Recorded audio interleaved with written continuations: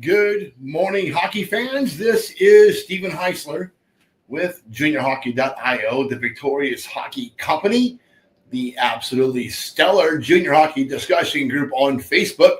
You are watching the Junior Hockey Morning Show.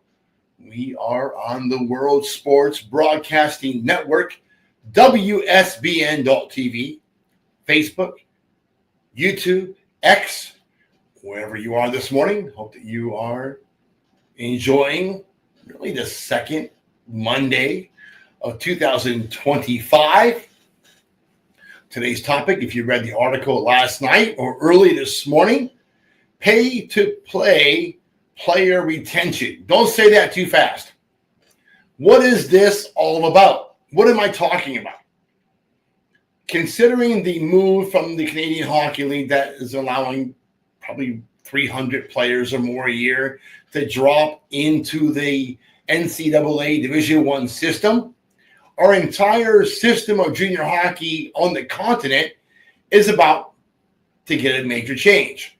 The change is what roles each league or each level of play have on college hockey.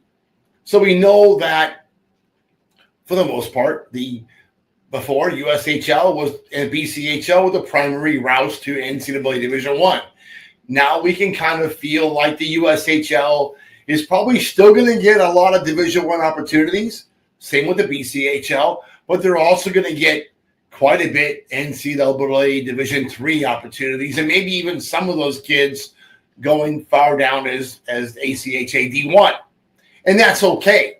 Some kids pick schools based on what they offer. Maybe it's a better academic program. Maybe they were offered a better financial package. For whatever reason, they choose to go to that school. Understandable. Today's topic goes into how pay-to-play operators can keep players to come back for a second year or sometimes even the third year. Now, if you're on the ladder of development, going back for a second or third year is probably counterproductive to being on the ladder itself.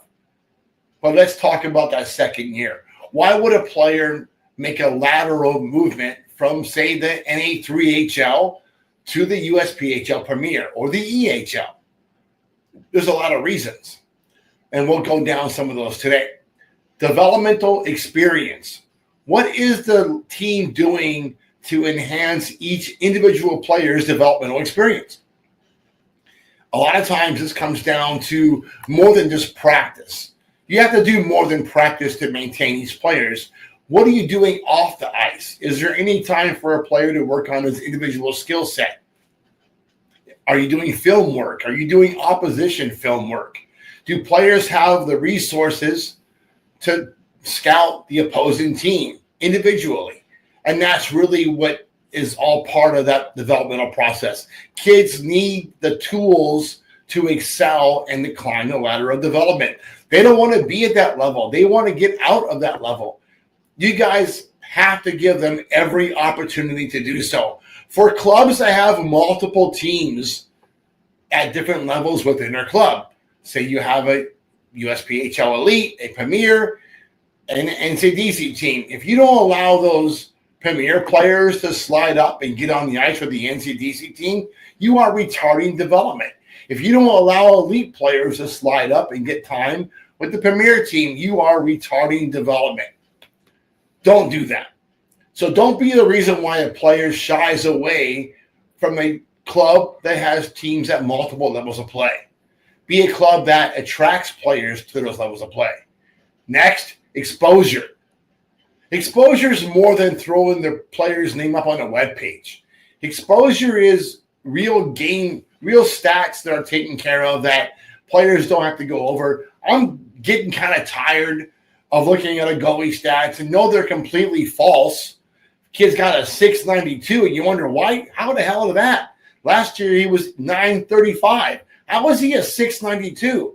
And you go back over the game sheet and you see that for many of the games, the exact same number of goals are the same as number of shots. He's not showing any saves at all because the team didn't bother to get an accurate shot count or go back and audit the game to a point to give the kid an accurate shot count. Coaches, that should matter to you. You shouldn't let a goalie get hit like that because it's an absolute slap in the face when the stats in the game don't match the stats on the paper. You got to do a better job.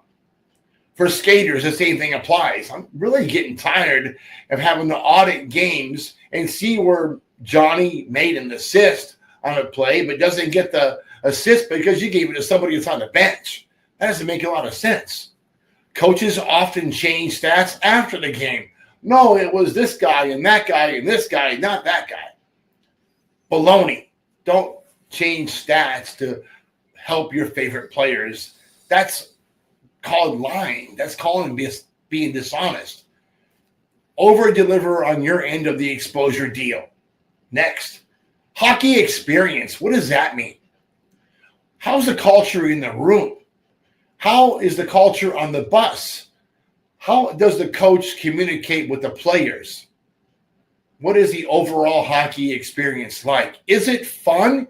Is it enjoyable? If it's something that's a chore and not enjoyable, there's no way that kid's coming back to you next year. He's going to go somewhere else where he might actually appreciate the experience. Coaches that scream and yell and cuss all the time are generally not a place that's pleasant. Kids don't want to go back there for a second year. And this is a big one. I have a lot of 2006 candidates playing or players playing in the pay-to-play leagues.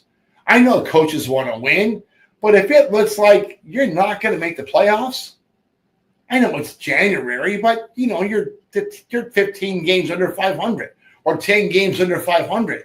You're probably better off playing some younger kids, especially younger players that you might want to bring back next year. But you sit those kids in the bench for those 19 and 20 bombs.